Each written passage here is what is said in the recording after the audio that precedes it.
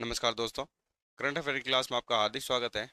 आज है 6 मार्च 2026। तो आज के इस वीडियो में हम बात करने वाले हैं उन 10 सवालों पर जो आपकी आने वाली परीक्षाओं के लिए अति महत्वपूर्ण रहने वाली है। तो चलिए शुरू करते हैं आज की क्लास। आज का पहला सवाल है, हाल ही में चर्चा में रही पुस्तक महात्मा एक महान संचारक के लेखक कौन है?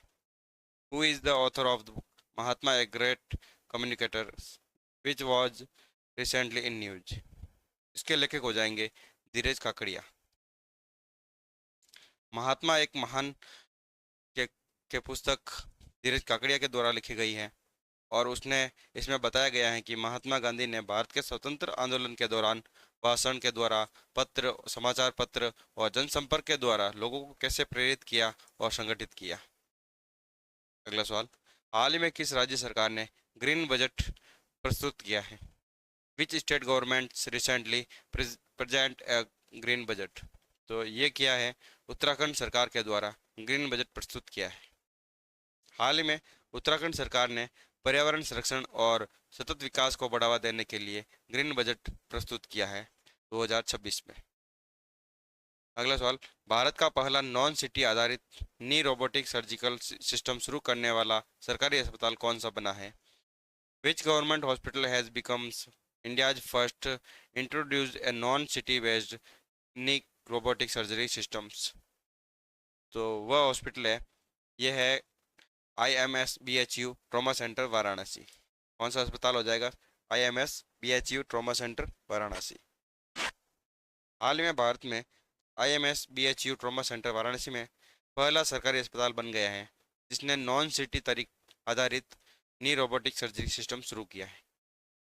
इससे घुटने की सर्जरी अधिक सटीक तरीके से की जा सकती है और सिटी स्कैन की भी आवश्यकता नहीं होती है, जिससे कि मरीज को रेडिएशन का प्रभाव कम होता है। रोहित मजगुल जो राष्ट्रीय और एशियाई खेलों के लिए चुने जाने वाले पहले एथलीट बने हैं, किस समुदाय से संबंधित रखते हैं? तो उनका समुदाय हो जाएगा सिद्दीकी समुदाय। कौन सा हो जाएगा? सिद्दीकी समुदाय से संबंधित है रोहित मजगुल। ये गुजरात के रहने वाले हैं रोहित मजगुल, जो सिद्दी समुदाय से संबंधित है।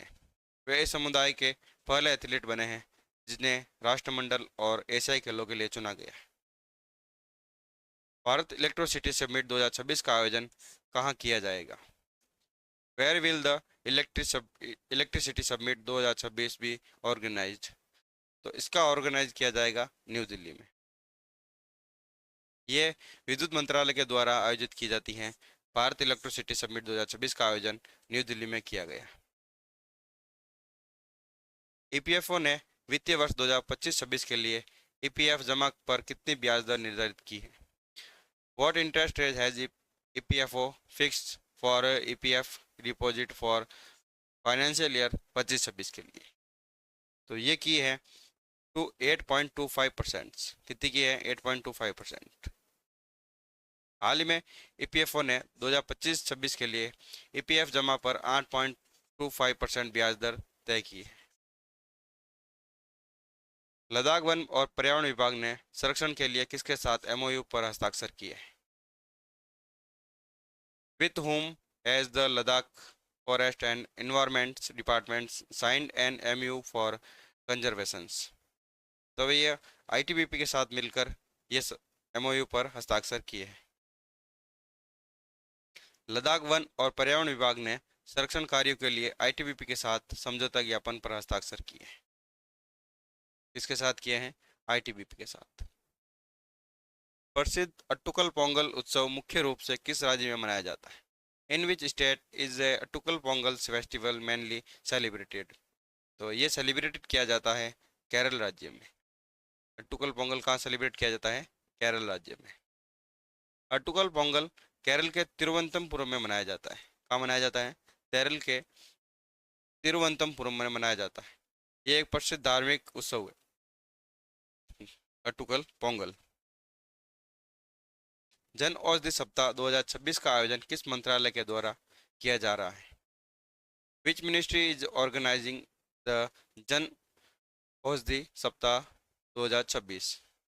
तो ये किया जा रहा है रसायन और उर्वरक मंत्रालय के द्वारा। हाल ही में जन औषधि योजना के अंतर्गत रसायन और उर्वरक मंत्रालय के द्वारा ये आयोजन किया जा रहा है। आज का लास्ट सवाल है, रायसीना डायलॉग 2026 के मुख्य अतिथि कौन होंगे? Who will be the chief guest at the Raisina Dialogue 2026? तो इसका नाम हो जाएगा एलेक्जेंडर स्टब, जिसको रायसीना डायलॉग 2026 के मुख्य अतिथि के रूप में घोषित किया गया है। रायसीना डायलॉग 2026 के मुख्य अतिथि फिनलैंड के राष्ट्रपति अलेक्जेंडर स्टिप होंगे। कौन हो जाएंगे? अलेक्जेंडर स्टिप। तो ये थे हमारे आज के मुख्य करंट अफेयर्स। अगर वीडियो पसंद आए तो लाइक शेयर सब्सक्राइब कर ले और बेल आइकन को ऑन करें, जिससे कि हमारी अगली आने वाली क्लास का नोटिफिकेशन आप तक पहुंच सके। मिलते हैं अगली क्लास में, तब तक के लिए जय हिंद, जय भारत।